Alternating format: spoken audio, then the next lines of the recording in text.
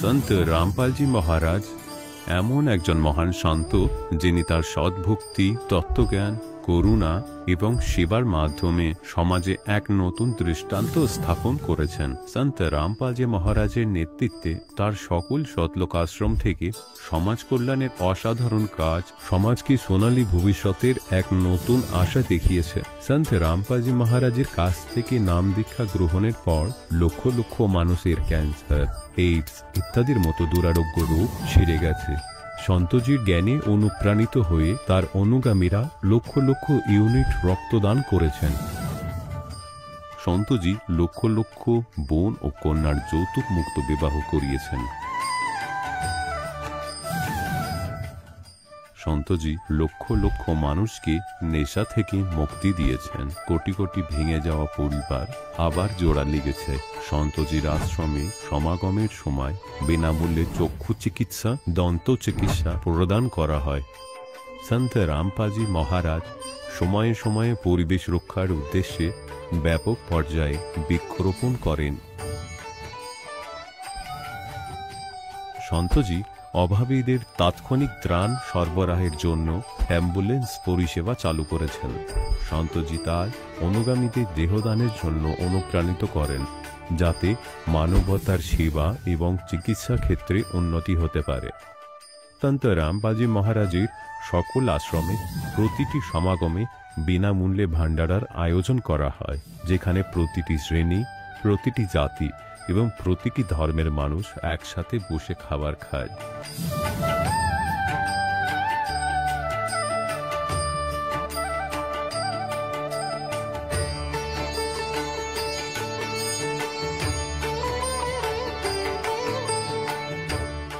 সন্ত রামপালজি মহারাজের আশ্রমে হাজার হাজার বয়স্ক মানুষ সম্মান এবং ভালোবাসার সাথে জীবনযাপনের সুযোগ পান। তাদের খাওয়া, থাকা এবং স্বাস্থ্যের সম্পূর্ণ দায়িত্ব সন্ত রামপালজি মহারাজ গ্রহণ করেন। অনাথ শিশুদের জন্য সন্ত রামপালজি মহারাজের সকল আশ্রম কোনো আশীর্বাদের চেয়ে কম নয়। এখানে শিক্ষা, সংস্কৃতি এবং ভবিষ্যতের জন্য উন্নত সুযোগ প্রদান করা হয়। বন্যা হোক, ভূমিকম্প হোক বা মহামারী, সন্ত রামপালজি মহারাজ এবং তার অনুগামীরা সবসময় অসহায় মানুষের জন্য সবার আগে দাঁড়িয়ে থাকেন। কোভিড মহামারীর সময় সন্ত রামপালজি মহারাজের আশ্রম থেকে কোটি কোটি মানুষের জন্য খাবার, ওষুধ এবং জীবন রক্ষাকারী সামগ্রী সরবরাহ করা হয়েছিল।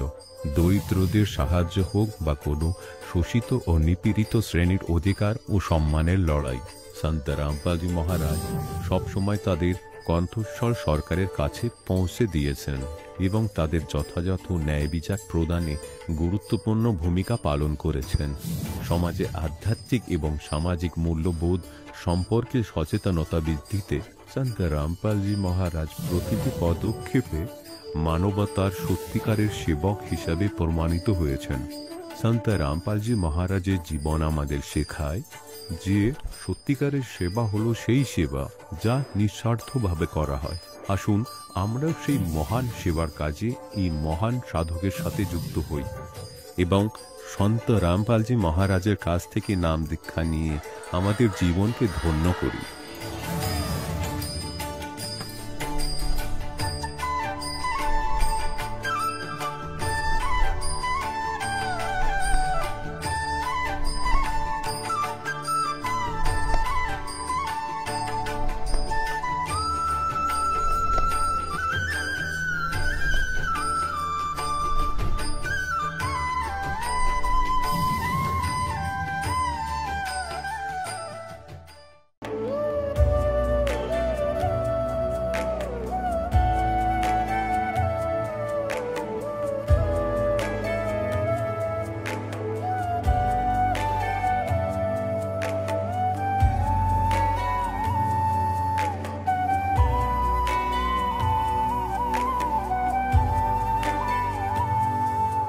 গীতা অধ্যায় 18 শ্লোক 62-তে ভগবান স্বয়ং বলছেন, হে অর্জুন, সেই পরমেশ্বরের শরণে যাও যার কৃপায় তুই পরম শান্তি এবং শাশ্বত ধাম অর্থাৎ শতলোক প্রাপ্ত করবি। সেই পরমেশ্বর কে? তিনি কোথায় থাকেন? কেমন তিনি জানার জন্য অবশ্যই শুনুন জগৎগুরু তত্ত্বদর্শী সন্ত রামপালজি মহারাজের অমৃত প্রবচন। নমস্কার দর্শকবৃন্দ, আজ আমরা আপনাদের সামনে তুলে ধরছি মন্দিরা হালদার মহিলার এক অনুপ্রেরণামূলক অভিজ্ঞতা, যিনি পশ্চিমবঙ্গ কলকাতা থেকে এসেছেন।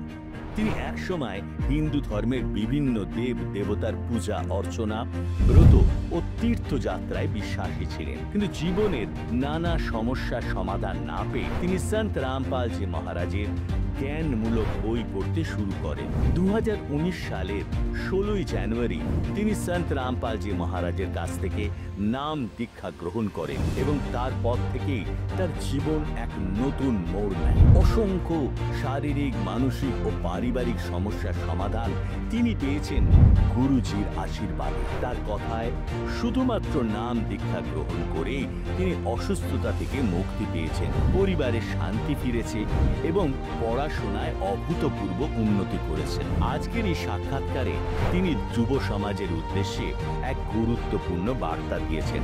আপনারাও একবার গুরুজির সৎসঙ্গ শুনুন, তার লেখা পবিত্র গ্রন্থগুলি পড়ুন। সাক্ষাৎকারটি সম্পূর্ণ দেখার অনুরোধ রইল। নমস্কার। নমস্কার, আপনার নাম কি? আমার নাম মন্দিরা হালদার। আপনি কোথা থেকে এসেছেন? আমি ওয়েস্ট বেঙ্গল কলকাতা থেকে এসেছি। আপনি কবে সন্ত রামপালজি মহারাজের কাছ থেকে নাম দীক্ষা নিয়েছেন? আমি 2019 জানুয়ারি 16 তারিখে নাম দীক্ষা নিয়েছি।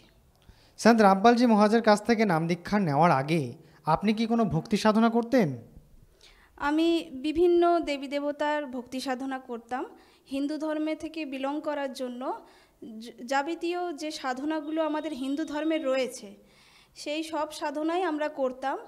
পারিবারিক যে আমাদের পূর্বপুরুষ যে পুজো পাঠ রয়েছে সেইগুলোও করা হতো এবং আমার একটা রুটিন ছিল, ডেলি রুটিন। প্রত্যেক দিন হলো রুটিন মাফিক আমি ভগবদ্গীতাও পাঠ করতাম। এছাড়াও আমি বিভিন্ন তীর্থস্থানেও গেছিলাম, যেমন কাশী, গয়া, মথুরা, বৃন্দাবন, বিভিন্ন ধরনের যে তীর্থগুলো আছে সেখানেও গেছিলাম। এছাড়াও আমি ব্রত পালন করতাম, যেমন সোমবারের শিবজির ব্রত পালন করতাম, শনিবার পালন করতাম, প্লাস হলো যে দুর্গা দেবীর যে হলো পুজোর জন্য যে হলো অঞ্জলি দেওয়ার জন্য হলো উপবাস করতে হয় সেটাও করেছি। মন্দিরাজি, আপনি হিন্দু ধর্মের দেবী দেবতার এত পূজা অর্চনা করতেন এবং নিজেও গীতা পাঠ করতেন এবং তীর্থস্থানেও অনেক ভ্রমণ করেছেন এবং ব্রতও পালন করেছেন। এত কিছু করার পরেও সন্ত রামপালজি মহারাজের কাছে কেন আসলেন? সন্ত রামপালজি মহারাজের কাছে আসার অনেক কারণ আছে। আমি যেমন আগে বিভিন্ন দেবী দেবতার পূজা করতাম বা যে ভক্তি সাধনা আমাদের হিন্দু ধর্মে পরিচালিত রয়েছে সেই হিন্দু ধর্মের অনুযায়ী আমি ভক্তি সাধনাও করতাম বা করছিলাম, কিন্তু যে ভক্তি সাধনা করছিলাম তার ফলে যে লাভ পাওয়া উচিত, আমরা যে ভক্তি সাধনা করি, বিভিন্ন ধরনের আমাদের যে সমস্যাগুলো রয়েছে, শারীরিক হোক, মানসিক হোক, সাংসারিক হোক, যে কোনো ধরনের সমস্যা হোক না কেন, আমরা ভক্তি এই জন্যই করি যাতে আমাদের এই সমস্যা থেকে আমরা মুক্তি পেতে পারি এবং আমরা সুখে শান্তিতে জীবনযাপন যেন করতে পারি। কিন্তু সেই কোনো লাভই আমি আমার লাইফে দেখতে পাচ্ছিলাম না। তার কারণে অনেক ভোগান্তি হয়েছে আমার লাইফে। তারপরে সন্ত রামপালজি মহারাজের লেখা পুস্তক জ্ঞান গঙ্গা, জীবনের পথ এবং গীতা তোমার জ্ঞান অমৃত, 3টে বই আমার জীবনে আসে। আমি সেই বইগুলো পড়ি এবং অনেক কিছুই জানতে পারি। যেমন আমার মনের মধ্যে অনেক বিভিন্ন ধরনের প্রশ্নও ছিল, সেই প্রশ্নের উত্তরগুলো আমি অনেক সৎসঙ্গ, অনেক গুরুরা যে সৎসঙ্গ করতো সেই সৎসঙ্গেও গেছিলাম, কিন্তু সেই মানে ওনারা যা বলতেন বা ওনাদের থেকে যে সমাধান পেয়েছিলাম তাতে আমি সন্তুষ্ট ছিলাম না। কিন্তু সন্ত রামপালজি মহারাজের বইগুলো পড়ার পরেই আমার যে ভাবনাগুলো, চিন্তাগুলো আসতো বা বিভিন্ন ধরনের প্রশ্ন ছিল সেইগুলোর উত্তরও আমি পাই এবং আমি অনেক লাভও পেয়েছি। মন্দিরাজি, আমরা একটা কথা জানতে চাই আপনার কাছে। আপনি একটু আগেই বললেন যে আপনার মনের মধ্যে শঙ্কাবাচক কিছু প্রশ্ন ছিল, তো যেগুলো আপনি সন্ত রামপালজি মহারাজের লেখা বইগুলোতে পেয়েছেন। তো আপনার মনে কি প্রশ্ন ছিল আমাদের দর্শককে একটু জানান। যেমন ভগবান পরমেশ্বর অনেক দয়ালু, আমরা সবাই জানি বা শুনে আসছি বা শুনেওছি, কিন্তু এখানে প্রত্যেক মানুষের এত দুঃখ কেন, কষ্ট কেন? দ্বিতীয়ত, আমাদের জন্মমৃত্যু কেন হয়? আর বিভিন্ন, যেমন আমরা দেবী দেবতার ভক্তি সাধনা করছি বা পুজো পাঠ করে থাকি, যে যেমন পারছে ভগবানকে ডাকছে, তা সত্ত্বেও কেন আমরা অনেক কুঅভ্যেসে বা খারাপ জিনিসে লিপ্ত হয়ে যাই বা আদি হয়ে যাই? ভগবান তো রক্ষা করবেন না, কিন্তু আমাদের রক্ষা হচ্ছে কোথায়? এই প্রশ্নের উত্তরগুলো আমি খুঁজছিলাম। খুঁজতে খুঁজতে আমি সন্ত রামপালজি মহারাজের বই পাই এবং এই বইগুলোতে আমি প্রমাণের সাথে আমার প্রশ্নের উত্তরগুলো পেয়েছি। মন্দিরাজি, সন্ত রামপালজি মহারাজের কাছ থেকে নাম দীক্ষা নেওয়ার পর আপনার কি কোনো লাভ হয়? লাভ তো আমি অনেকই পেয়েছি, তার মধ্যে কিছু লাভই আপনাদের সামনে তুলে ধরতে চাইব। প্রথমত তো আমার মাথায় পাকা ফোড়ার মতন ব্যথা থাকতো, আর মাথায় এক সাইডে হাত দিলে মানে তুলতুল করার জন্য দেবে যেত এবং যন্ত্রণা সবসময়ই থাকতো বলতে গেলে, যার ফলে আমি বিভিন্ন ডাক্তারখানায় গেছি, দেখিয়েছি, মেডিসিনও নিয়েছি, কিন্তু কিছুতেই কিছু হচ্ছিল না। সন্ত রামপালজি মহারাজের নাম দীক্ষা নেওয়া মাত্রই আমার শরীর হালকা হয়ে যায় এবং সেই ব্যথাটা কোথায় ছুমন্ত্র হয়ে যায় আমি অনেক পরে সেটা অনুভব করি। আমার আরও একটা লাভ হয়েছিল, যেমন আমার পেটের নাড়িতে টান পড়তো, আর টান পড়া কারণ মনে হতো কি ছুঁচের মতন কেউ চুবাচ্ছে, পুরো নাড়িতেই টান ধরতো, আর এত কষ্ট হতো কি আমার শরীর পুরো উইক হয়ে যেত, আর যার কারণে আমি আস্তে আস্তে বিছানায় শয্যাশায়ী হয়ে গেছিলাম। আমার পড়াশোনাও আস্তে আস্তে বন্ধ হয়ে যায়, আমি মার্কসও আমার খারাপ আসতে লাগে, তো বিভিন্ন চিন্তাতেও আমি ডুবে যাই। তার জন্য অনেক ডাক্তারখানায় আমি চিকিৎসা করিয়েছি, দেখিয়েছি, কিন্তু তাতেও কোনো ফলাফল ভালো হয়নি। সোনোগ্রাফিও করানো হয়েছে, ডাক্তার কিছুই রোগ ধরতে পারছিল না এবং ওখানেও কোনো মেডিসিন আমার উপরে কাজ করছিল না। তারপরে সন্ত রামপালজি মহারাজের থেকে নাম দীক্ষা নেয়ার পরে কিছুদিন ভক্তি করার পরে আস্তে আস্তে আমি পুরোপুরি সুস্থ হয়ে যাই। আরও একটা লাভ হয়েছিল, যেমন আমার অ্যাক্সিডেন্টের ফাড়া ছিল, অনেক সমস্যায় ভোগার কারণে আমার বাবা অনেক বড় জ্যোতিষীকে আমাকে দেখিয়েছিল, তো ওখান থেকে উনি বলেছিলেন কি তোমার একটা রোড অ্যাক্সিডেন্ট আছে। তো আমার একদিন সাইকেলের মানে ব্রেকটা খারাপ হয়ে যায়, হুটোতারার কারণে আমি ওই সাইকেল নিয়েই আমি বার হয়ে যাই কোচিংয়ে। ফেরার পথে একটা মানে পেছন থেকে মোটরসাইকেল এসে আমাকে ধাক্কা দিয়ে দেয়, আর সেই টাইমে হলো সামনে দিয়ে টেম্পো চলে যায়, আর যে ব্রেক অলরেডি খারাপ হয়ে গেছিলো সে অটোমেটিকলি দাঁড়িয়ে পড়ে, মানে কাজ করা শুরু করে, আর আমি একদম আশ্চর্য হয়ে যাই, আমি কিছুই বুঝতে পারি না সেই টাইমে। আমি তারপরে নিচেই নেমে দেখি কি আমার সাইকেলের যে পেছনের যে মড গার্ড সেটা একদম দুমড়ে গেছে।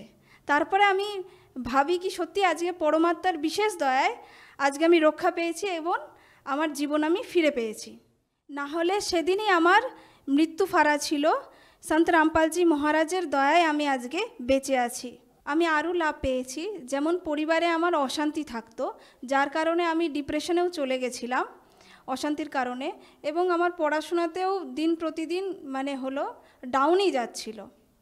এতেও সন্ত রামপালজি মহারাজের কৃপায় ওনার স্মরণে আসার পরে আমার পরিবারে অশান্তি আগে থেকে অনেক কমেছে এবং আমরা সুখী শান্তিতে জীবনযাপন করছি। আর পড়াশোনাতেও আমি অনেক উন্নতি পেয়েছি, যেমন আমি গ্র্যাজুয়েশনে ক্যালকাটা ইউনিভার্সিটি থেকে আমার গ্র্যাজুয়েশন হয়েছে, সায়েন্সের স্টুডেন্ট আমি। তো প্রথমে আমি পড়াশোনা করতাম, মনোযোগ হতো না বা অনেক বিভিন্ন সমস্যার কারণে আমার ভালো ফলাফলও আমি পেতাম না, কিন্তু সন্ত রামপালজি মহারাজের বিশেষ কৃপায় ওনার স্মরণে আসার পরে আমার পড়াশোনাতে অনেক উন্নতি হয়, আমি ভালো র্যাঙ্ক করে বার হই ক্যালকাটা ইউনিভার্সিটি থেকে। তারপরে আমি আমার এন্ট্রান্স এক্সাম দিই আমার MBA পরীক্ষার জন্য, আর এবং ওখানেও বিশেষ কৃপায় সন্ত রামপালজি মহারাজের বিশেষ কৃপায় আমার আর্মি ইনস্টিটিউটে হলো চান্স হয়, সিলেক্ট হই আমি, এবং আমার পড়াশোনা এখনও কন্টিনিউ চলছে। আরও একটা লাভ হলো, একদিন আমি অনেক ভারী জিনিস তুলছিলাম, যার ফলে মাজা থেকে নিয়ে বেকায়দায় আমার পেশিতে, মাজা থেকে নিয়ে থাইয়ের পেশিতে লেগে যায়। লাগার কারণে আমি পা কিছুতেই রাখতে পারছিলাম না, এতটাই যন্ত্রণা হচ্ছিল। আর তার কারণে আমার অনেক দিন ভোগান্তিও হয় এবং মেডিসিনও নিয়েছিলাম, ডাক্তারখানায়ও আমি দেখাই, কিন্তু কিছুতেই কিছু হচ্ছিল না। তারপরে আমি আশ্রমে গুরুজির কাছে, সন্ত রামপালজি মহারাজের কাছে আমি প্রার্থনা জানাই। ওখান থেকে আদেশ আসে গুরুজির কি বেটা ভক্তি করো, সব কিছু ঠিক হয়ে যাবে। সেই মতন আমি আমার ভক্তি বাড়িয়ে দিই পরমাত্মার দয়ায়, এবং কিছুদিনের মধ্যে আমি আস্তে আস্তে সুস্থ হয়ে যাই, আবার আমি আমার ভালোভাবে চলাফেরা করতে পারি। রিসেন্টলি আমি আরও একটা লাভ পেয়েছি। যেমন মেয়েদের মাসিক ধর্ম হয়, যেটাকে পিরিয়ডসও বলা হয়, হঠাৎ করে 3 মাসের জন্য বন্ধ হয়ে গেছিলো, যার কারণে আমার অনেক পেটে যন্ত্রণা হওয়া শুরু হয়, শরীরে ব্যথা হওয়া শুরু হয়, উঠতে বসতে সবসময় একটা যেন মানে কষ্ট অনুভব করছিলাম, শান্তি কিছুতেই পাচ্ছিলাম না। তো অনেক মানে দিন হয়ে যায়, তো চিন্তাও যেন দিন প্রতিদিন আমার বাড়তেই থাকে। সন্ত রামপালজি মহারাজ গুরুজির কাছে আমি আত্মা থেকে তারপরে প্রার্থনা লাগাই। সন্ত রামপালজি মহারাজের কৃপায় আস্তে আস্তে আমার তার থেকেও আমি মুক্তি পাই এবং আমি সুস্থ হয়ে যাই একদম। মন্দিরাজি, সন্ত রামপালজি মহারাজের কাছ থেকে নাম দীক্ষা নেওয়ার পর আপনার অনেকও লাভ হয়েছে। তো আজকে যুব সমাজ যারা আপনাকে দেখতে পাচ্ছে আমাদের চ্যানেলের মাধ্যমে, তাদেরকে আপনি কি বার্তা দিতে চান? আমি বার্তা দেওয়ার মতন তো আমার কোনো ক্ষমতা নেই, গুরুজিই বার্তা দেবেন, সন্ত রামপালজি মহারাজ, এবং দিয়েও থাকেন। আমি শুধু প্রার্থনা এবং অনুরোধই করতে পারি কি আপনারা একবার সন্ত রামপালজি মহারাজের লেখা বইগুলো, গীতা তোমার জ্ঞান অমৃত, জ্ঞান গঙ্গা, জীবনের পথ অবশ্যই পড়ুন। এবং যে বিভিন্ন হলো চ্যানেলে, টিভি চ্যানেলে, যেমন সাধনা চ্যানেল আছে, ঈশ্বর চ্যানেল আছে, MH1 আছে, এবং বিভিন্ন ইন্টারন্যাশনাল ন্যাশনাল চ্যানেলে সন্ত রামপালজি মহারাজের সৎসঙ্গও আসে। সেই সৎসঙ্গগুলো একবার অবশ্যই দেখবেন। এবং সোশ্যাল মিডিয়া প্ল্যাটফর্ম, আজকে যে বিভিন্ন সোশ্যাল মিডিয়া প্ল্যাটফর্ম রয়েছে, সেই সোশ্যাল মিডিয়া প্ল্যাটফর্মেও হলো যেমন ফেসবুক, টুইটার, ইনস্টাগ্রাম, আরও বিভিন্ন সোশ্যাল মিডিয়া প্ল্যাটফর্মেও হলো সন্ত রামপালজি মহারাজের সৎসঙ্গ আসে। সেখান থেকেও আপনারা দেখতে পারেন, দেখে জ্ঞানটা বুঝুন, বুঝে অবশ্যই সন্ত রামপালজি মহারাজের শরণে এসে নিজের জীবনের কল্যাণ করান।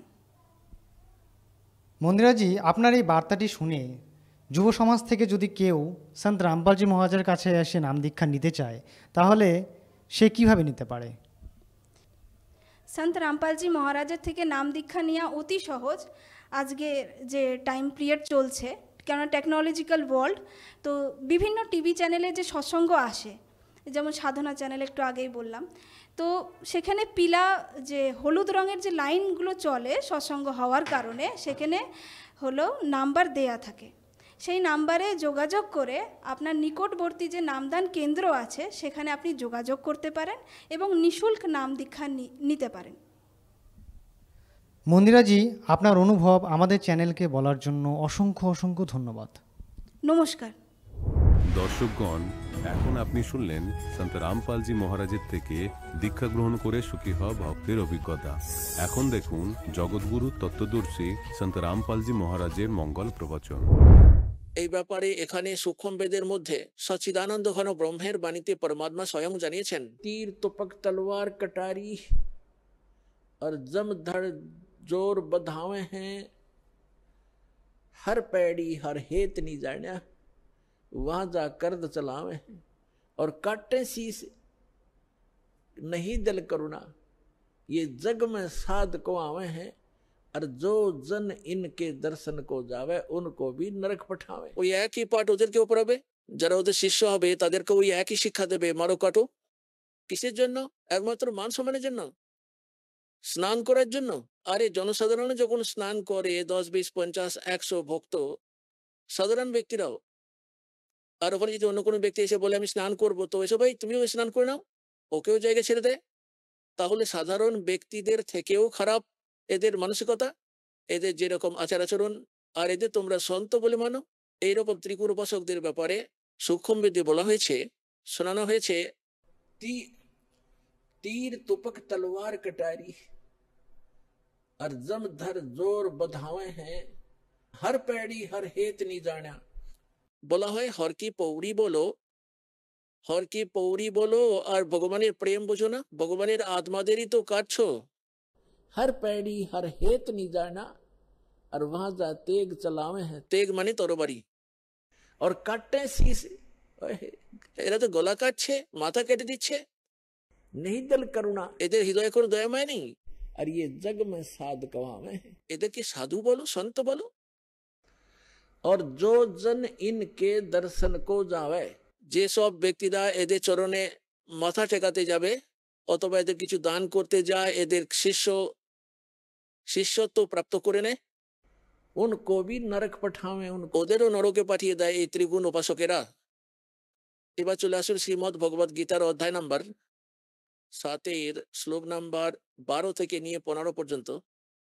এর মধ্যে গীতা জ্ঞানদাতা তো হলেন ব্রহ্ম খরপুরুষ। ইনি বলছেন যে যাদের জ্ঞান এই ত্রিগুণময়ী মায়া, রজগুণ ব্রহ্মা, সত্যগুণ বিষ্ণু আর তমগুণ মহেশ্বর, এই গীতা জ্ঞানদাতা কি জানাচ্ছেন সপ্তম অধ্যায়ের 12তম শ্লোকে, যে যা কিছুই বা রজগুণ থেকে হয়ে চলেছে, অর্থাৎ রজগুণের কারণে কি হয়, উৎপাদন করা, আর সত্যগুণের কারণে স্থিতি অর্থাৎ পালন, যা দিয়ে এখানে আমরা একে অপরের প্রতি স্নেহ মমতার দ্বারা আঁকড়ে পড়ে আছি। আর তমগুণ থেকে ধ্বংস, ইনি যাচ্ছেন যে উৎপত্তি, স্থিতি আর ধ্বংস যা কিছু ঘটিত হচ্ছে 3 গুণ দ্বারা, রজগুণ ব্রহ্মা, সতগুণ বিষ্ণু, তমগুণ মহেশ্বরের দ্বারা, তার জন্য কারণ স্বরূপ আমাকেই জানো। এইগুলি আমার জন্যই ঘটছে, কারণ এই কাল খরপুরুষের 1 লক্ষ মানব শরীরধারী প্রাণীদের সূক্ষ্ম শরীর নিত্য আহার করার একটি অভিশাপ লেগে আছে, যে কারণে এই আপনাদেরকে এখানে আটকে রেখেছে। যেমন কসাই ছাগল পালে, তাদের সব সুযোগ সুবিধা প্রদান করে, ভোলাবালা প্রাণীগুলো বোকার মতো মনে করে আমাদের মনিব তো খুব দয়ালু লোক, আমাদের জন্য কত সুযোগ সুবিধা দেয়, আমাদের জন্য চারণভূমি বানিয়ে রেখেছে, পুকুর বানিয়ে রেখেছে, আর তার মধ্যে আবার এইরকম সেট করে রাখা। তো এই সুবিধাগুলি যদি দেখেন তাহলে মনে হবে তিনি বড় দয়ালু। আর যখন ওর দরকার পড়ে তখন ও এটা দেখে না কার ছেলে কাটা যাচ্ছে, কার মেয়ে হাঁক দিয়ে দেখে বার করে নেয়, মোটা মোটা দেখে ছেটে নেয়, পূরণ করে নেয় ওর চাহিদা। ওই সময় ওরা কাঁদে, ভীত সন্ত্রস্ত হয়ে পালিয়ে বেড়ায়, চিৎকার চেঁচামেচি করতে থাকে, চারিদিকে হাহাকার পড়ে যায়। তাহলে ওই সময় ভুলে যায় ওই দয়ালু তো কোথায় গেল, তোমাদের বাচ্চাদেরকে বার করে নিয়ে গেল, কারো মা, কারো বাপ, কারো ছেলে। এই একই স্থিতির ব্যাপারে কবির পরমাত্মা বলেছেন যে তোমরা কালের লোকে থাকছো, এই কাল কসাইকে ডেলি 1 লক্ষ মানব শরীরধারী প্রাণী তো খেতেই হবে। আর সেজন্যই আপনি যখন সমস্ত সুযোগ সুবিধা দেখেন তখন মনে করেন এ বড় দয়ালু, যে বড় দয়ালু ভগবান সমস্ত সুযোগ সুবিধা দিয়ে রেখেছে। আর ওই সময় কোথায় যায় তার দয়ালুতা, যখন আপনার বাচ্চাদের পরিবারের পর পরিবার নষ্ট হয়ে যায়, সব থেকে প্রিয় ছেলেকে উঠিয়ে নেয়, মেয়েকে উঠিয়ে নেয়, বাপ মায়ের মৃত্যু হয়, ওই সময় এই বুদ্ধি আমাদের মধ্যে আসতে পারেনি। এখন যেহেতু পরমাত্মা স্বয়ং চলে এসে আমাদের এই জ্ঞান দিয়েছেন, তাই আমাদের বুদ্ধির বিকাশ ঘটেছে আর এই বিশ্বাস জন্মেছে যে সত্যি এই লোক ঠিক নয়। গীতা অধ্যায় 7 শ্লোক নাম্বার 12 থেকে নিয়ে 15 পর্যন্ত সারাংশ হলো মায়ার দ্বারা রজগুণ ব্রহ্মা, সতগুণ বিষ্ণু আর তমগুণ শিবের থেকে প্রাপ্ত ক্ষণিক সুখ স্বাচ্ছন্দ্যগুলি, অস্থায়ী সুযোগ সুবিধাগুলি প্রাপ্ত করে যারা অন্য আর কোনো জ্ঞান শুনতে রাজি নয়, আসরিক বা রাক্ষস স্বভাব ধারণ করে থাকা, যাদের বুদ্ধি হত, জ্ঞান অপহৃত, শুনতেই চায় না, মানতেই চায় না এরা ব্রহ্ম বিষ্ণু মহেশ্বরী উপরের শক্তি কথা, এই আসরিক স্বভাবযুক্ত দুষ্কৃত কর্মকারী নিকৃষ্ট মানবগণ, বিবেকহীন মূর্খরা, এরা আমারও ভজন করে না। গীতার জ্ঞানদাতা বলছেন এরা তো আমারও ভক্তি করে না, এদের থেকে বেশি কিছু লাভ তো আমিই দিয়ে দেবো। তারপর এই অধ্যায়তেই গীতার জ্ঞানদাতা, ইনি শ্রীকৃষ্ণ নন, শ্রীকৃষ্ণের অন্তরে প্রবিষ্ট হয়ে বলছেন ইনি খরপুরুষ, ইনি হলেন ব্রহ্ম। ইনি বলছেন আমার ভক্তি 4 প্রকারের ব্যক্তিরা করে, এক তো অর্থার্থীগণ, আর্তগণ, জিজ্ঞাসু আর জ্ঞানীজন। অর্থার্থী তো ওরা হয় যারা শুধুমাত্র বিষয় ধন বা অর্থ প্রাপ্তির জন্যই কোনো যন্ত্রমন্ত্র বা অনুষ্ঠান যে করেন, তারা শুধুমাত্র বেদ মন্ত্রেরই সহায়তা নেন, অন্য কারো রচিত কবিতা বা লেখনীর সাহায্য নেন না, কোনো পুরাণ টুরানের সাহায্য নেন না, আর না তো এরকম আরতি নাম জপ করেন, জয় গণেশ দেব ইত্যাদি এই ধরনের আরতি করেন না। ওনারা কেবলমাত্র বেদ মন্ত্র দিয়েই অনুষ্ঠান করেন, শুধু আর্থিক লাভের জন্যই, যে অনেক ধনী হয়ে যায়, কোনো সিদ্ধি প্রাপ্ত করে নি। আর দ্বিতীয়টি হলো আর্ত। আর্ত কথাটির অর্থ হলো বিপদ সংকটে পীড়িত, বিপদগ্রস্ত যে ব্যক্তি তাকে আর্ত বলা হয়, দুঃখিত। তা বলে ওই দুঃখ নিবারণ করার জন্য ব্রহ্ম সাধকরা বেদের মন্ত্রগুলিকেই আধার বানিয়ে তার দ্বারাই অনুষ্ঠান সম্পন্ন করে। আর তৃতীয়টি হলো জিজ্ঞাসু। জিজ্ঞাসু তারাই হন পরমাত্মা প্রাপ্তির জন্য ঘর ছেড়ে বেরিয়ে যান, সন্তদের খোঁজ করেন, তাদের কাছ থেকে জ্ঞান প্রাপ্ত করেন, ওনাদের কাছে প্রাপ্ত জ্ঞানের দ্বারা স্বয়ং বক্তা হয়ে বসেন, আর ওনারা নিজেদের জীবন নষ্ট করে চলে যান, বাহবা প্রশংসা পাত্র হয়ে যান, কথা কাহিনীগুলোকে ভালোভাবে মনে রাখেন। সাধারণ মানুষের ভাবে এত বড় বিদ্বান ব্যক্তি, আর না তো ওনাদের নিজেদের জীবনে কল্যাণ হয়, না তো অপরজনের করতে পারে, কেননা ওনাদের কাছে প্রকৃত মন্ত্র নেই। তারপর আবার কি বলেন, চতুর্থ নম্বরে আসে জ্ঞানীরা। ওই জ্ঞানী কারা হয়? জ্ঞানীদের পরিভাষা এই প্রকারের হয় যে যাদের এই জ্ঞানটি হয়ে গেছে যে মানব শরীর কেবলমাত্র পরমাত্মা প্রাপ্তির সত্য সাধনা করে জন্ম আর মৃত্যু থেকে মুক্তিপ্রাপ্ত করাটাই আসল উদ্দেশ্য, আর কিছু নয়। বাকি এই যে সন্তান সন্ততির জন্ম দেওয়া অথবা কোনো পালন পোষণের কার্য, এখানে এইগুলি তো আমাদের এখানে একান্তই বিবশতা, এগুলো তো করতেই হবে, হওয়া দরকার আর করা উচিত। কিন্তু একটি অত্যন্ত জরুরি কাজ রয়েছে, যে যদি মনুষ্য জীবন প্রাপ্ত করে মুক্তি না হয় তাহলে ইউজলেস হয়ে যায় এই মানব শরীর। পরমাত্মাও নিজের বাণীতে বলেছেন, সচিদানন্দ ঘন ব্রহ্মের বাণীতে, কবির বাণীতে বলেছেন कि मानुष जन्म पाए के जो नहीं रटे हरि नाम और जैसे कुआ जल बिना फिर बनवाया क्या काम। তাহলে যিনি এটি জানতে পেরে গেছেন, যেমন পরমাত্মা বলেছেন মনুষ্য জীবন পেয়ে যারা ভক্তি করে না, বলা হয় রাম রটত कोढ़ी भलो चू चू पड़े दो चाम और सुंदर दे किस काम की जा मुख ना ही नाम। এ পর্যন্ত বলেছেন যে जी व्याते वाह बली जो रटे हरि नाम और नहीं तो काट के फेंक दियो यो मुख में भलो नीचा। আবার বলেন রাম রটত দারিদ্র ভলা, দারিদ্র মানে কাঙাল, গরিব, ধনহীন। राम रटत दारिद्र भला टूटी घर की छान और सुंदर मैल किस काम के जा भक्ति नहीं भगवान। পরমাত্মা এতটাই গুরুত্ব দিয়েছেন, একই প্রকারে সমস্ত সদ্গ্রন্থগুলিতে এর প্রমাণ রয়েছে যে মনুষ্য জীবন কেবলমাত্র পরমাত্মা প্রাপ্তি, মুক্তি লাভ করানোর জন্য, শুভকর্ম করানোর জন্যই প্রাপ্ত হয়। জ্ঞানী আত্মাদের এটা সম্পূর্ণরূপে দৃঢ় প্রত্যয় হয়ে যায়, আর সঙ্গে ওদের এটাও দৃঢ় প্রত্যয় হয়ে যায় এই আন উপাসনা, দেবী দেবতাদের ব্রহ্মা বিষ্ণু মহেশ্বর পর্যন্ত এনাদের পূজা অথবা শ্রাদ্ধ শান্তি করা অথবা অন্য আরো কোনো উপাসনা আমরা করি, যেমন তীর্থ ইত্যাদির উপাসনা, এইগুলি মুক্তিদায়ী নয়। ওনাদের এই জ্ঞানটি আছে যে পূর্ণ পরমাত্মার ভক্তি করলে তবেই পূর্ণ মুক্তি লাভ হবে, সেই তাঁর ভক্তি করলে তবেই লাভটি হবে। এখন এনারা কি করেন, যেমন এই গীতার জ্ঞানদাতা বলছেন যে এই জ্ঞানী আত্মারা, চতুর্থ নম্বরে যে জ্ঞানীরা, ওনারা আমার প্রিয় আর আমিও ওদের প্রিয়। কেননা ওরা আমার এজন্য প্রিয়, ব্রহ্মা বিষ্ণু মহেশ্বরের পূজা ছেড়ে দিয়ে ব্রহ্ম সাধনায় লেগে গেছে, সেজন্য ওরা আরো বেশি লাভ পাবে এনাদের থেকেও। তারপর আবার কি বলছেন যে এই সমস্ত জ্ঞানী আত্মারা হন্ত এনারা উদার, এই জ্ঞানী আত্মারা হন্ত এনারা উদার, কিন্তু এনাদের তত্ত্বদর্শী সন্ত প্রাপ্তি না হওয়ার জন্য চতুর্থ অধ্যায়ের যে 32 আর 34 যাহার বর্ণনা করা হয়েছে, ওই তত্ত্বদর্শী সন্ত না পাওয়ার কারণে এনারা নিজেদের আপন নিষ্কর্ষ বার করে আর বেদগুলিকে পড়ে এনারা ওম এই ব্রহ্মের মন্ত্রটিকে, এই মন্ত্রটিকেই পূর্ণ ব্রহ্মের, পূর্ণ পরমাত্মার বলে মেনে নিয়েছেন। ওম নামের জপটি তো বেদ থেকে, আর হঠযোগটি ব্রহ্মার কাছ থেকে। কেননা শ্রীমৎ দেবী ভাগবতে অর্থাৎ দেবী পুরাণের 3য় স্কন্ধে ব্রহ্মা বিষ্ণু মহেশ্বরের উৎপত্তি কথা লেখা আছে। ব্রহ্মাজি বলেন নিজের আপন পুত্র নারদকে যে পুত্র, যখন আমার উৎপত্তি হলো আমি পদ্ম ফুলের উপর বসেছিলাম, আর আমি তো নিজেই জানি না যে আমার সৃষ্টিকর্তা কে ছিল। আর যখন ওখানে বসেছিলাম তখন দেখলাম চতুর্দিকে কেবল জলই জল, কোনো স্থল নেই, পৃথিবী নেই। আকাশবাণী হলো যে তপস্যা করো তপস্যা করো। তখন আমি 1000 বৎসর ধরে তপস্যা করলাম। তারপর এই 1000 বৎসর তপস্যা করার পর বললো সৃষ্টি করো, অর্থাৎ 1000 বৎসর ধরে ওকে তপস্যা করে নিল, ওর ব্যাটারি চার্জ হয়ে গেল, আর ওর মধ্যে সিদ্ধিও চলে এলো, ইনভার্টার চার্জ হয়ে গেল ব্রহ্মার, আর ওই চার্জের শক্তি দিয়ে ও উৎপত্তি কার্য শুরু করে দেয়। আবার কিছুদিন পর ডিসচার্জ হয়ে যায়, শক্তি নিঃশেষ হয়ে গেলে তখন তো আবার ওনাকে মৃত্যু হয়ে যায়, যখন ওনার ফেলে দেয় নরকের মধ্যে। তাহলে এখানে যে ব্রহ্মাজি, এই আকাশ বাণীটি তো ছিল ব্রহ্মের, কিন্তু ইনি তো মেনে নিয়েছেন পূর্ণ পরমাত্মার, যেহেতু উনি গুপ্ত হয়ে লুকিয়ে থাকেন, কারো সামনে আসেন না, কাল ভগবান ব্রহ্ম, ইনিই তো আকাশবাণী করে দিয়েছিলেন তপস্যা করো তপস্যা করো। বেদে এসব করার কথা নেই, ব্রহ্মাজির বেদের প্রাপ্তি তো আরো অনেক পরে হয়, আর এই কাল তো তার অনেক আগেই আকাশবাণী করে দিয়েছিল। তাহলে ব্রহ্মাজি ওই তপস্যা করার আকাশবাণীটি মেনে নিয়েছিল যে সেটি ভগবানের।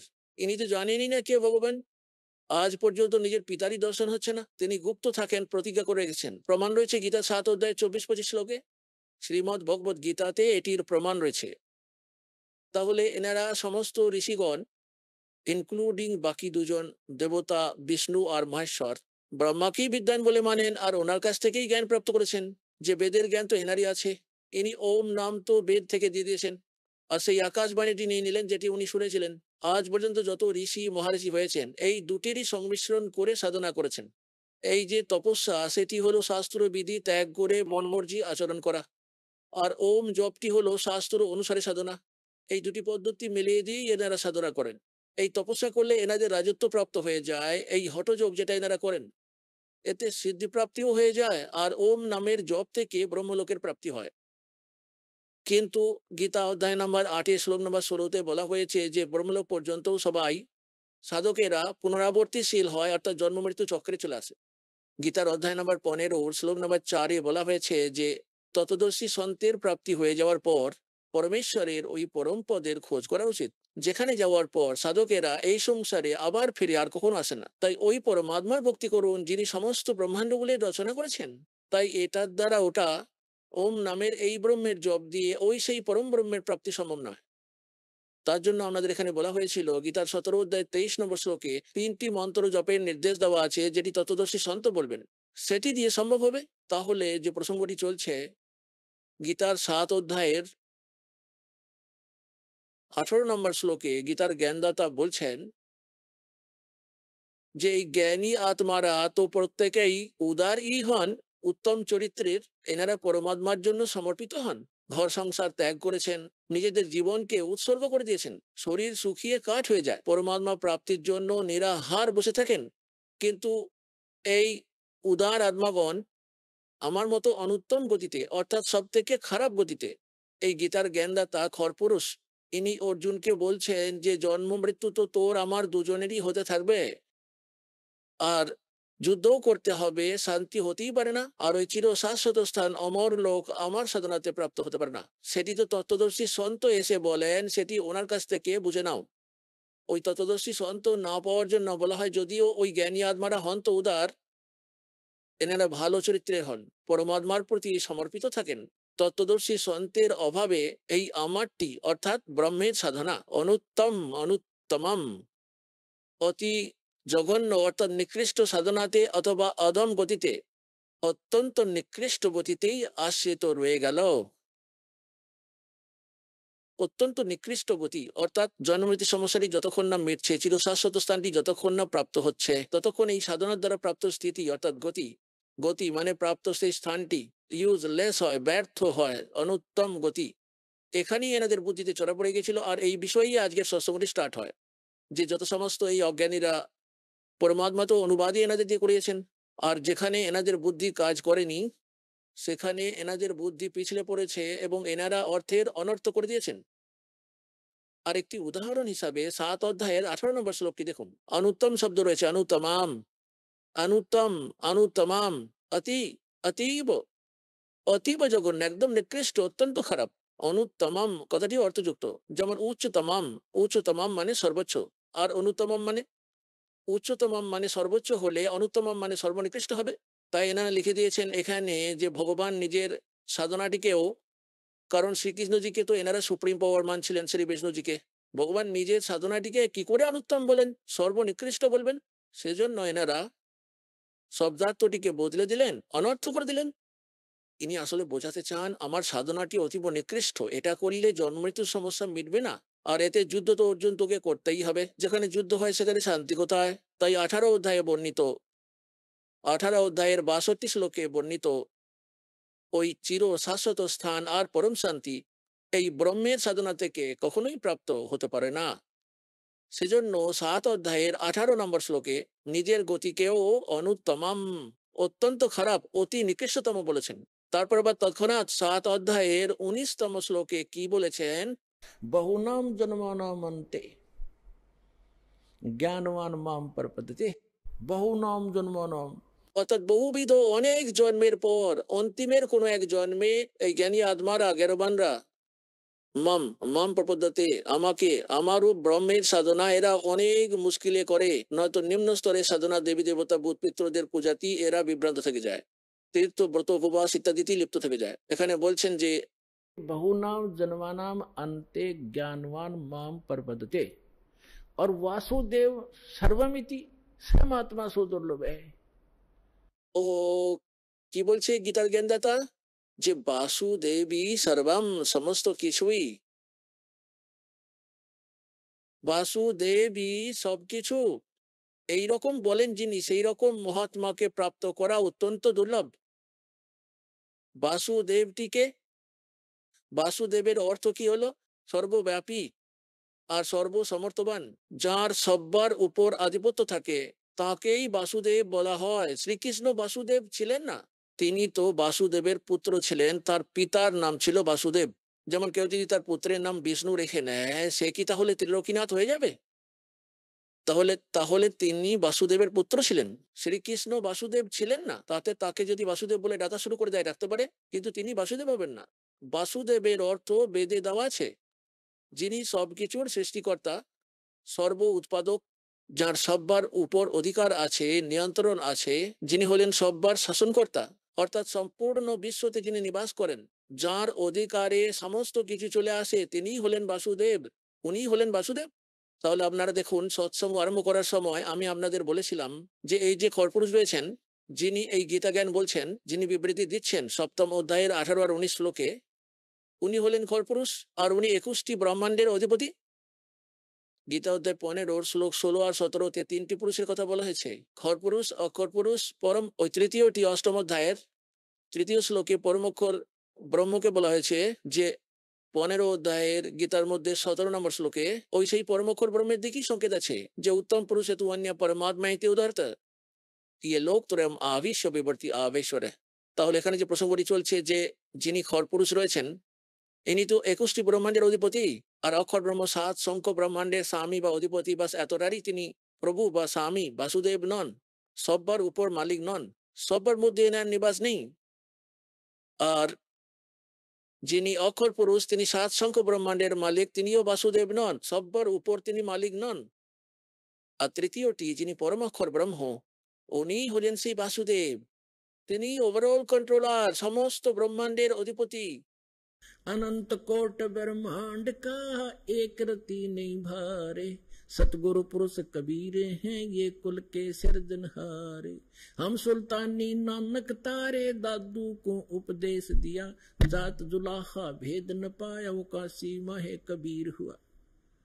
তাহলে উনি হলেন সেই বাসুদেব। আবার এখানে যে এই যে সপ্তম অধ্যায়ের 19তম শ্লোকে যে সারাংশটি রয়েছে, ওই যে কি বলছেন যেন গীতার জ্ঞানদাতা, যে বহু নাম জন্মানামন, বহু বহু জন্ম নেবার পর শেষ কোন এক জন্মে জ্ঞানবান জ্ঞানী আত্মা মাম প্রপদ্যতে, আমার ভক্তি করতে থাকে, আমার পূজা করতে থাকে। আর বাসুদেব সর্বমিতি সর্বাত্মা সুদুর্লভ। এখানেও এনারা অর্থে অনর্থ করে গেছেন অনুবাদের মধ্যে, যে শ্রীকৃষ্ণ তো বলছেন যে আমি বাসুদেব, আর আর আমাকে যে জানতে পারে তাকে খুঁজে পাওয়া বড় কঠিন। কৃষ্ণের কথা তো সবাই জানে, বাচ্চা বাচ্চা ছেলেরাও বলতে পারে। তাহলে বলার অর্থ হলো যে উনি বলছেন যে যে যিনি ওই এটা যিনি এটা বলে দেবেন, সন্ত যিনি বাসুদেবী সর্বম, ইনি হলেন পূর্ণ পরমাত্মা, ইনি পূর্ণ মুক্তিদায়ক, এনার সাধনা করলেই চির শাশ্বত স্থান প্রাপ্ত হবে। আর ইনি পাপ বিনাশকারী, ইনি সারা সমস্ত ব্রহ্মাণ্ডগুলির সমগ্র সৃষ্টির মালিক। এটা যিনি বলতে পারেন, সেরকম মহাত্মা তো এই জগতে অতি দুর্লভ। সে তো সত্য। এর অল্প একটু উদাহরণ দিয়ে দিই। যেমন পরমাত্মার বিধিবিধান আছে, বেদেতে বর্ণিত আছে। ঋগ্বেদ মন্ডল নম্বর 9 সূক্ত 82 মন্ত্র 1, 2, 3, ঋগ্বেদ মন্ডল নম্বর 9 সূক্ত 86 মন্ত্র 26, 27, ঋগ্বেদ মন্ডল নম্বর 9 সূক্ত 54 মন্ত্র 3, ঋগ্বেদ মন্ডল নম্বর 9 সূক্ত 20 মন্ত্র নম্বর 1, ঋগ্বেদ মন্ডল নম্বর 9 সূক্ত 1 মন্ত্র 8 আর 9, ঋগ্বেদ মন্ডল নম্বর 9 সূক্ত 94 মন্ত্র 1 মধ্যে, ঋগ্বেদ মন্ডল নম্বর 9 সূক্ত 95 মন্ত্র নম্বর 2, ঋগ্বেদ মন্ডল নম্বর 9 সূক্ত 96 মন্ত্র 16 থেকে নিয়ে 20 পর্যন্ত, আর অনেক শ্লোকের মধ্যে এটির প্রমাণ দেওয়া আছে যে ওই পরমাত্মা উপরে থাকেন, পরম অক্ষর ব্রহ্ম, আর ওখান থেকে চলগামী হয়ে এখানে আসেন, ভালো আত্মাদের সঙ্গে সাক্ষাৎ করেন, তাদের তত্ত্ব জ্ঞানের সঙ্গে পরিচিত করেন, কবিদের মতো আচরণ করেন। আর আপন অমৃত বাণী লোকোক্তির মাধ্যমে, দোহার মাধ্যমে, শব্দাবলীর মাধ্যমে বর্ণিত করেন, সেটি হলো সচ্চিদানন্দ ঘন ব্রহ্মের বাণী। তাহলে তিনি কার কার সঙ্গে সাক্ষাৎ করেছিলেন? আদরণীয় ধর্মদাস সাহেবজি, আদরণীয় মুলুকদাস সাহেবজি, আদরণীয় নানক সাহেবজি, আদরণীয় দাদু সাহেবজিকেও, আদরণীয় গরিবদাস সাহেবজি গ্রাম ছুরানি জেলা ঝজ্জর নিবাসীকে, আদরণীয় ঘিসা সাহেবজি গ্রাম খেখরা উত্তর প্রদেশের মিরাট জেলা মিরাট উত্তর প্রদেশ নিবাসীকে, আর আদরণীয় স্বামী রামানন্দজিকে কাশী নিবাসীকে। এই যে মহাপুরুষগুলির কথা আমার জানা রয়েছে, এনাদেরকে ভগবান সোজা সুচি দেখা করেন। উনি নিজের আপন নিয়ম অনুসারে, আপন লীলা অনুসারে সাক্ষাৎ করেন এভাবে। এনাদের মধ্যে গরিবদাস সাহেবজি বলেছেন, হাম সুলতানি নানক তারে দাদু কো উপদেশ দিয়া, जात जुलाहा भेद न पाया काशी वाहे कबीर हुआ, अंत कोट ब्रह्मांडे का एक रति नहीं भारे, सतगुरु पुरुष कबीर हैं ये कुल के सिरजनहार। এখানে ঘটনাটি হচ্ছে গরিবদাস সাহেবজিকে পরমাত্মা কবির সাহেব সাক্ষাৎ করেন, তাকে সাজখণ্ড সতলোক নিয়ে যান, আবার ফিরিয়ে রেখে যান। ওনাকে মৃত ভেবে চিতায় চড়িয়ে দেওয়া হয়েছিল যখন উনি মাত্র 10 বছরের বালক ছিলেন। গরিবদাস সাহেবজি গ্রাম ছুরানি জেলা ঝজ্জর হরিয়ানার মধ্যে। আর পরমাত্মা তখন 8-10 ঘন্টা ধরে পুরো ব্রহ্মাণ্ড ঘুরিয়ে দেখান, ওনাকে সতলোক নিয়ে গিয়ে নিজের প্রকৃত পরিচয় দেন, তারপর ওনাকে আবার ফিরিয়ে রেখে যান। আর ওনার ভিতর এই তত্ত্ব জ্ঞান ফিড করে দেন, ফ্যাক্স করে দেন, ডাউনলোড করে দেন ওনার মধ্যে ভগবান। তো সেই জ্ঞানের আধারই গরিবদাস সাহেবজি তার জ্ঞান দিতেন। ওনার অনেক শিষ্য হয়ে গিয়েছিল। গরিবদাস সাহেবজির শিষ্যরা ওনার ওই বাণীগুলিকে পাঠ করতেন। যেমন আপনারা ব্রহ্মবেদী অংশটির পাঠ নিত্য নিয়মের মধ্যে প্রতিদিন করেন, সেরকমই ব্রহ্মবেদীর পাঠ প্রতিদিন তারা করতেন। একজন ওনার শিষ্য ছিলেন গরিবদাস মহারাজজির। উনি একবার পাঞ্জাবের দিকে বেড়াতে গিয়েছিলেন। লুধিয়ানার পাশে ওয়াশিয়ার বলে একটা গ্রাম আছে, লুধিয়ানা থেকে অল্প একটু দূরে। সেই সময় তখন গ্রীষ্মের দিন, প্রচন্ড তাপদাহ, গরমের সময় চলছিল। বৃক্ষের নিচে সে তো তখন যাত্রা শুরু করে বেরিয়ে পড়েছিল ভক্তটি। ও তখন ওখানে বসে গেল স্নান টান করে, সকালবেলা পুকুরের ধারে স্নান টান করে ও ওখানে বসে গেল আর সকালে নিত্য নিয়ম শুরু করে দিল গরিবদাসজির বাণী থেকে পাঠ, যেটা আপনারাও করেন। আর একজন রামরাও নামের একজন খুব বড় একজন ধনী শেঠ ব্যক্তি ছিলেন, তাও প্রায় 800-900 বিঘা জমি ছিল ওনার। ওনাকে রায় সাহেব বলা হতো। উনি একটু দ্বিধাগ্রস্ত, সন্দেহবাতিক, অল্প একটু দোদুল্যমান দমনা টাইপের ব্যক্তি ছিলেন। ওনাকে সেজন্য ঝুমকরাও বলা হতো, অর্থাৎ খুব বেশি খামখেয়ালি বিচারযুক্ত ছিলেন তো উনি ধার্মিক ব্যক্তি। তাহলে যখন উনি ভোর ভোর ওই বাণী শুনলেন গরিবদাসজির শিষ্যের মুখ থেকে, আর এই সর্দাররা, শিখ ব্যক্তিরা বাণীর দ্বারা অত্যন্ত প্রভাবিত হয়, এর উপর এরা বেশি আকর্ষিত হয়। একদম কাছে গিয়ে বসে মনোযোগ সহকারে শুনতে লাগলো যতক্ষণ ওই ব্রহ্মবেদী সম্পূর্ণ হলো। তারপর ওই রামরায়, ওই সর্দার, ওই শিখ প্রশ্ন তুললো, হে মহারাজ, হে ভক্ত মহাশয়, এই বাণীগুলি কার কার আছে, কাদি হ্যাঁ? তখন ওই ভক্ত বললেন, এগুলি তো আমার গুরুদেব গরিবদাস মহারাজজির বাণী। মহারাজজি, ইনি কি সশরীর বর্তমান আছেন না পরলোক গমন করেছেন অলরেডি? ভক্তটি তখন বললেন, ছুরানি গাঁও জেলা ঝজ্জর। জেলা ঝজ্জর তো তখন ছিল না, বাহাদুরগড়ের পাশে ছুরানি বলে একটি গ্রাম আছে, সেখানে তিনি থাকেন, বর্তমানে আছেন। তখন রামরাও ভাবলো, এটা চিন্তা করলো, এরকম মহাপুরুষের এরকম সন্তের তো দর্শন করা উচিত। এখন ওর তো সন্তদের সম্বন্ধে এরকম ধারণা ছিল যে, আপনারা তো দেখছেনই আমাদের হিন্দু ধর্মে বড় বড় জটা হবে, বড় বড় দাড়ি হবে, গলায় মালা পরে থাকবে, ছাই টাই সর্বাঙ্গে মেখে রেখেছে, অথবা মস্তক পুরো মুন্ডিত করে রেখেছে, হ্যাঁ, লাল অথবা গেরুয়া বস্ত্র পরিধান করে থাকে, আরো কিছু তিলক টিলক লাগিয়ে রেখেছে। তাহলে এইরকম বেশভূষা যুক্ত লোকেদের আমরা সাধু মহাত্মা বলে মনে করি। এরকম দৃষ্টিকোণ আমাদের সমাজে প্রচলিত রয়েছে যে যারা সাধু সন্ত হবেন তারা ধুনি টুনি লাগিয়ে রাখবেন, চিমটে গেলে রাখবেন। এই ছুরানি ছোট্ট মতো একটি গ্রাম ছিল, 30-40 ঘর ছিল ওই সময়, খুব বেশি হলে 50টি ঘর হবে। তাই ওখানে গিয়ে জিজ্ঞাসাবাদ করলো যে গরিবদাস মহারাজের সঙ্গে দেখা করতে চাই। আর ওখানকার লোক তো ওনাকে জানতোই যে আমাদের এই গরিব বুকে গরিবদাস মহারাজ বলে বাইরে থেকে আসা লোকজনেরা।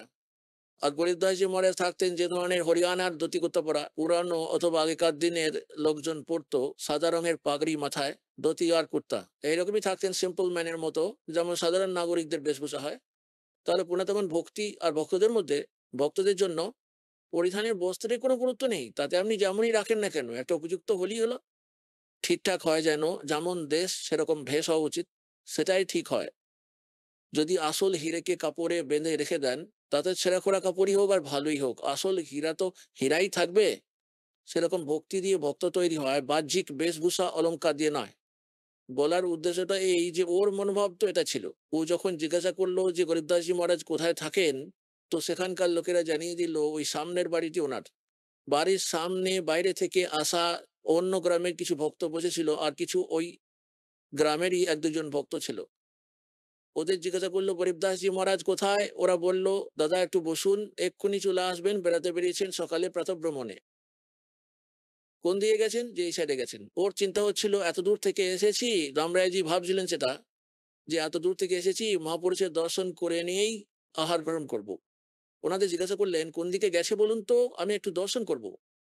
কত দেরি হবে ফিরতে এটাও জিজ্ঞাসা করলে পরে ওখানে উপস্থিত ভক্তরা বলল, ওনার মর্জি দাদা, কি জানি, সাধু সন্তদের আসার হলে তো এখনই এসে যায়, নয়তো দুপুর পর্যন্ত না আসে। তো কোথায় দেখা পাবো? কোন দিকে গেছেন? কোথায় দেখা পাবেন? যে সামনে একটি রাহাত কুয়ো লাগানো আছে, ওখানে একটা ঝুপড়ি আছে। অনেক সময় ওখানে গিয়ে বসেন, ওখানে নিজের ভক্তি করতে থাকেন। এখন ও যখন যাচ্ছিল ওই নির্দেশিত রাস্তায় ক্ষেত জমির দিকে, উল্টো দিক থেকে গরিবদাস মহারাজ আসছিলেন একটা সিম্পল বেশভূষায়, হরিয়ানার লোকাল ড্রেসে। আর শিরোপরি গবাদি পশুদের জন্য খাওয়ার জোয়ার ছিল, একটু গুচ্ছাকারে বেঁধে নেয়, যাকে আঁটি বা ভরোটা বলে, জোয়ারের। উনি হেঁটেই আসছিলেন, অন্য আর কোনো ব্যক্তি তো মাঝখানে ছিল না। তো রাম রায় তখন গরিবদাসজিকেই জিজ্ঞাসা করলেন, ভাই, ও হে চাষি ভাই, আমি মহারাজ গরিবদাসজির সঙ্গে দেখা করতে চাই, আর শুনলাম উনি এই দিকেই এসেছেন, তো আপনি কি দেখেছেন? আর গরিবদাসজি তো অন্তর্যামী ছিলেন, উনি তো অলরেডি জানতেন যে এই ভক্তের মনের মধ্যে সাধু সন্তদের বেশভূষার ব্যাপারে অন্যই ধারণা রয়েছে। আর যদি আমি বলে দিই যে আমি হলাম গরিবদাস, তো এ তো কিছুতেই মানবে না, আর ফিরে ঘর চলে যাবে। আর যে উদ্দেশ্যে এই ভক্ত এসেছে তা থেকে সে বঞ্চিত হবে। সেজন্য গরিবদাস সাহেবজি বললেন যে আসুন আমার সঙ্গে, আসুন বাবাজি, আসুন, চলুন আমার সঙ্গে, চলুন, আমি আপনাকে গরিবদাস মহারাজজির সঙ্গে দেখা করিয়ে দেবো। এখন ও তো পিছনে পিছনে চলতে লাগলো, ফিরে আবার সেখানেই চলে এলো যেখানে ওনার ঘর ছিল। ভক্তরা সেখানে বসেছিল, তারা উঠে দাঁড়ালো। ওদের কেউ উঠে এসে মহারাজের চরণে দণ্ডবত প্রণাম করলো, কেউ তো দৌড়ে এসে ওই মাথার উপর থেকে ওই পশুদের জন্য আনা জোয়ারের বোঝা, যেটাকে ভ্রটা বলা হয়, ওই বান্ডেলটা নামিয়ে নিল। এবার রামরায় আশ্চর্য হয়ে ভাবলো, এ আবার কে ভাই? হয়তো কোনো ধনী সে দিয়ে, হয়তো কোনো ধনী জমিদার বা চাষি হবে। কারণ এমনকি গরিবদাসজিরও 1400 একর জমি ছিল ওই গরিবদাস মহারাজের। এত বড় চাষি ছিলেন উনি। এদিকে ও তো ভেবেছিল হবে হয়তো কোনো চাষিবাসী। ওদেরকে জিজ্ঞাসা করলো ওই ভক্তদেরকে, এ আবার কে ভাই? ওই ভক্তরা তখন বলতে লাগলো, আরে ইনিই তো হলেন গরিবদাস মহারাজ। এবার তা শুনে তো ওই সর্দারজির মাথা ঘুরে গেল। হ্যাঁ, এই হলো গরিবদাস মহারাজ। ইনি তো একজন সাধারণ মানুষ, সিম্পল ম্যান, ধুতি কুর্তা পরা সাধারণ চাষি। এখন ওর তো মাথা ঘুরতে শুরু হয়ে গেল, মনের মধ্যে চঞ্চলতা, খুবই এদিক ওদিক চিন্তা। এদিকে গরিবদাসজি মহারাজ তো বুঝতে পেরে গেলেন যে যমকরার দোল খাওয়া শুরু হয়ে গেছে। উনি সমস্ত ভক্তদেরকে এদিক ওদিক পাঠিয়ে দিলেন। কাউকে বললেন বলদদেরকে জল খাইয়ে নিয়ে এসো, কাউকে তাদের আহারের জন্য চারা কাটো, আমার জন্য স্নানের জন্য এক বালতি জল এখানে রেখে দাও। আর ওই চমকরাকে বলে দিলেন যে এখানে বসে যান মহাত্মা বাবাজি। ও তো বসে গেল, বেচারা এত দূর থেকে এসেছে, ভাবছে বসেতে যাব, কিন্তু এসে ঠিক হলো না। হেরের জন্য পাহাড় খুঁড়ে এসেছে, ইঁদুর বের হলো। কারণ উনি তো মহাত্মা হিসাবে ধরে নিয়েছিলেন যে এরকম এরকম হবে, জটা জুটে রাখবে, ধুনি টুনি ছাই টাই মেখে থাকবে, না জানি কোনো জঙ্গলে বসে থাকবে। গরিবদাসজি স্নান করতে লেগে গেলেন, আর ধুতি পরতেন তিনি। তো ধুতিটাকে এরকম বেল্টের মতো করে বাঁধা হয়, আপনারা হয়তো দেখে থাকবেন ভক্তরা, ধুতি পরেন যারা বলে দেবেন কেউ। ধুতিটিকে বেঁধে নিয়ে তার উপর থেকে একটি, ওই ধুতিটারই একটা অংশ একটি বেল্ট হিসেবে বাঁধা হয়, যেটিকে আরবান বলা হয় আমাদের দেশি ভাষায়, আরবান। তাই যখন হাতের একটি আঙুলে চোট লেগে গিয়েছিল, একটি আঙুলে, গরিবদাসজি ওটা পট্টি জড়িয়ে রেখে দিয়েছিলেন। ওই রাম রায়কে বললেন যে হে সর্দারজি আসুন, আর আমার এই ধুতির আরবানটা গিট লাগিয়ে বেঁধে দিন, বেল্টের মতো করে এই ধরনের গিট লাগাতে হতো। এখন যখনই ও এরকম করে গিট লাগাতে গেল, যেমন করে একটি রুমালের মধ্যে গিট বাঁধা হয়, ধুতিটা শরীরের ভেতর দিয়ে পার হয়ে চলে এলো, আর গিটটা ধুতিতে পড়ে গেল। উনি তাড়াতাড়ি ওটা হাতে করে খুলে দিলেন আর বললেন, ভুল হয়ে গেছে তোর। তারপর আবার দ্বিতীয়বার তৃতীয়বার এইরকমই ঘটলো। তখন গরিবদাসজি মহারাজ বললেন, আরে ঝুমকরা, ও তো এটা ভাবছিল আমার মতোই সাদামাটা একজন কিষান, একজন সন্ত বলে মানছে, এ তো বড় ভোলা বলা চাষিবাসী মানুষ হরিয়ানারই। তখন উনি বললেন, আরে ঝুমকরা, আমি তো তোর মতোই একজন কৃষক জাট, চাষিবাসী মানুষ ভাই। এই গিটটা কেন লাগাতে পারছিস না, এত দেরি হচ্ছে? তারপর ও যখন দেখলো উপরের দিকে, রামরায়জি তো বিষ্ণুর উপাসক ছিল, যদিও ও শিখ ছিল, বিষ্ণুকেই ইষ্ট রূপে মানত। কেননা প্রথমে তো আমরা সবাই, এই যত সব শিখ ধর্মাবলম্বী রয়েছেন, এনারা হিন্দু ধর্ম থেকেই আলাদা করে একটা, যারা শিষ্যত্ব গ্রহণ করে নিয়েছেন, ওই ধর্মের ওই ধার্মিক নিয়মগুলি পালন করতে লেগে গিয়েছেন, তাদেরকে শিখ বলা হয়। শিখ মানে শিষ্য। তাহলে কি দেখতে পেল ওই রাম রায়? তারপর ভগবান ওই গরিবদাসজির দেহের উপরের ভাগ 4টি হাত যুক্ত, হাতের মধ্যে ওই সব গদা পদ্ম শঙ্খ নিয়ে আর সুদর্শন চক্র ঘুরছে, মস্তকে মুকুট, অর্থাৎ বিষ্ণু রূপ দেখতে পেল। ও চরণে পতিত হয়ে গেল, আকুলি বুকুলি করে কাঁদতে লাগলো, হে ভগবান আমাকে মাফ করো, আমি তো আপনাকে সাধারণ মানুষ ভেবে নিয়েছিলাম। উঠে আবার গরিবদাসজি মহারাজকে যেমনটি তেমন দেখতে পেলো, ভাবলো আমি কি কোনো স্বপ্ন দেখছিলাম নাকি। ও আবার গিয়ে বসে গেল। তবুও আবার ভাবলো কিছু একটা তো রয়েছে এই মহাত্মার মধ্যে, কিছু কেরামতি রয়েছে, চলো এনার কাছ থেকে জ্ঞান প্রাপ্ত করে নি। এদিকে উনি সৎসঙ্গ শুরু করলেন, সমস্ত শিষ্যি রচনা শোনালেন গরিবদাস মহারাজজি, যে আমরা কারা, কোথা থেকে এসেছি ইত্যাদি। हम सुल्तानी नानक तारे दादू को उपदेश दिया, जात जुलाखा भेद न पाया, ये काशी महे कबीर हुआ, अनंत कोट ब्रह्मांडे का एक रति नहीं भारे, सतगुरु पुरुष कबीर हैं ये कुल के सर्जनहार। ব্রহ্মা বিষ্ণু মহেশ্বরের সার্বিক স্থিতির কথা, সমগ্র এবং সমস্ত ব্রহ্মাণ্ডগুলির রচনা, যেমনটি কবির ভগবান তাঁকে দেখিয়েছিলেন স্বচক্ষে এবং শুনিয়েছিলেন, তা বললেন। তখন রাম রায় বলতে লাগলেন, হে ভগবান, হে মহারাজ, এই জ্ঞান তো আমাদের আজ পর্যন্ত কেউ বলেনি। তখন গরিবদাসজি মহারাজ জানালেন যে আপনার গ্রন্থে এই জ্ঞানটি যেমনটি তেমন মজুদ রয়েছে, কিন্তু সেটিকে বুঝতে পারছে না বর্তমানের যত সব আপনাদের পাঠক রয়েছেন, শিখ রয়েছেন।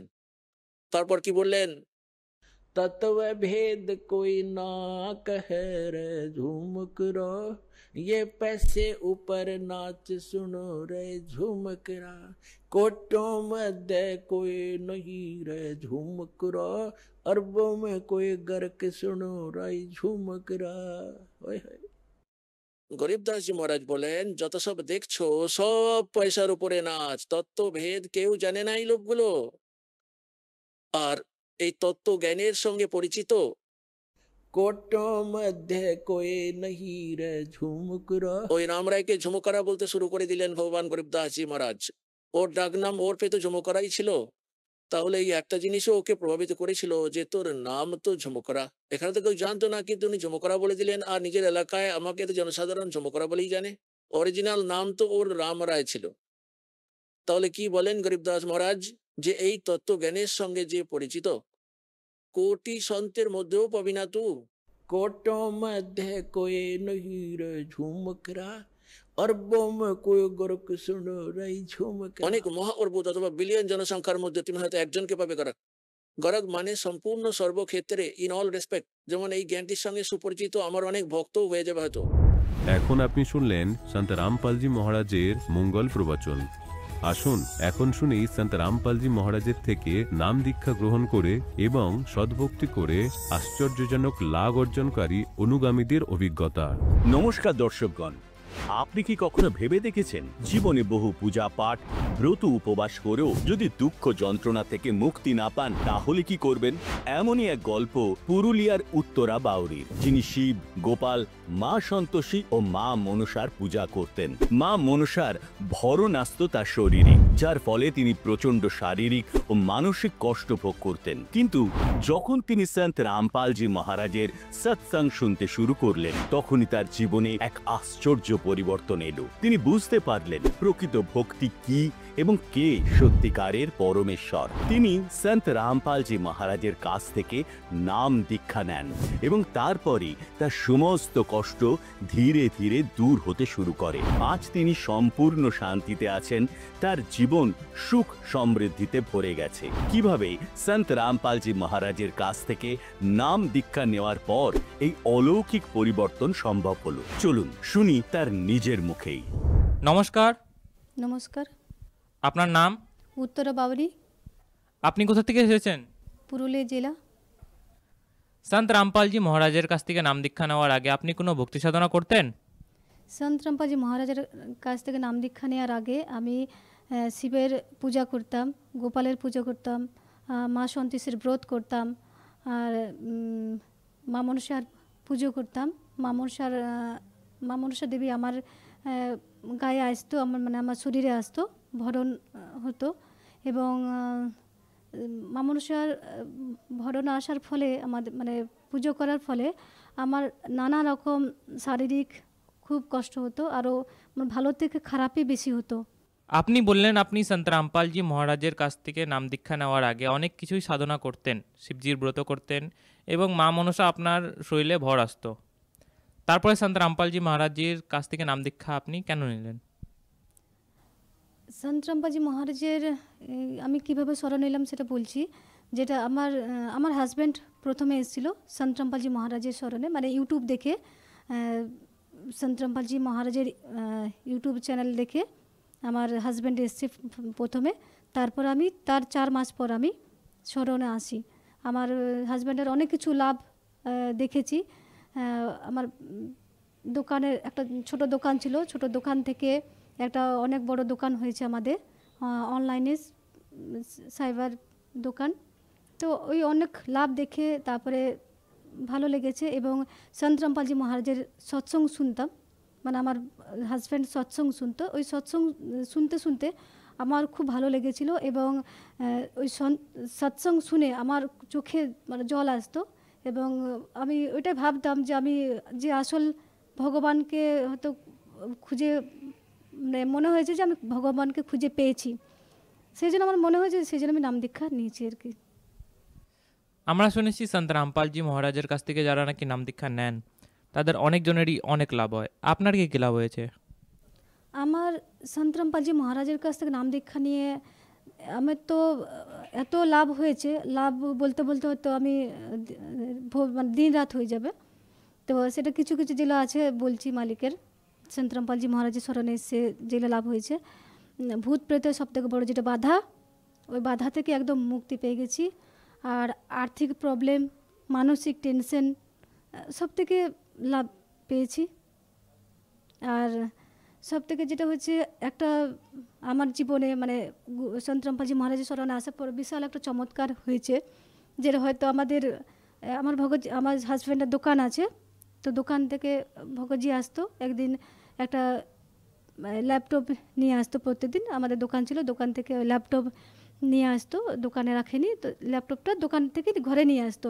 তো আমাকে একদিন দিয়েছে, তো আমাকে রাখতে দিয়েছে, তখন আমি ওটা বাইরে আমি রেখে ভুলে গেছি,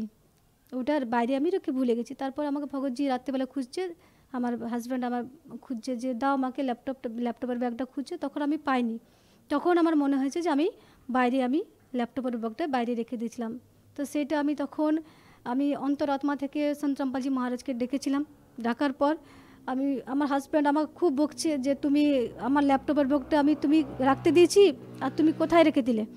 তো আমি সত্যি ভুলে গেছি।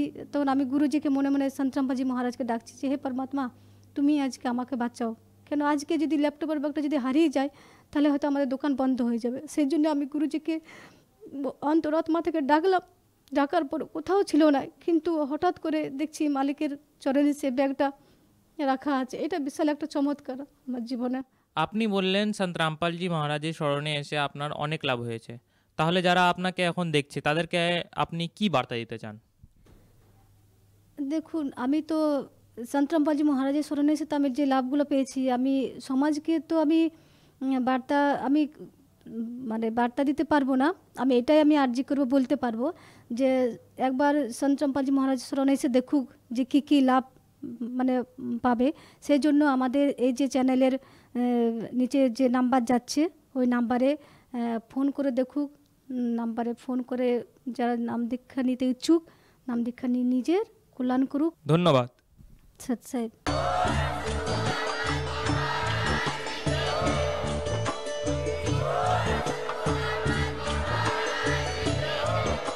আপনারা শুনছিলেন জগৎগুরু তত্ত্বদর্শী সন্ত রামপালজি মহারাজের মঙ্গলময় প্রবচন। অধিক তথ্য জানার জন্য ভিজিট করুন আমাদের ওয়েবসাইট www.jagatgururampalji.org। সন্ত রামপালজি মহারাজের শুভাশীর্বাদে সম্পূর্ণ বিশ্বে 500-এরও অধিক নাম দীক্ষা কেন্দ্র আছে, যেখানে সন্ত রামপালজি মহারাজের দ্বারা অনলাইনে সম্পূর্ণ বিনামূল্যে নাম দীক্ষা দেওয়া হচ্ছে। আপনার নিকটবর্তী নাম দীক্ষা কেন্দ্রের ঠিকানা জানার জন্য যোগাযোগ করুন 918882914911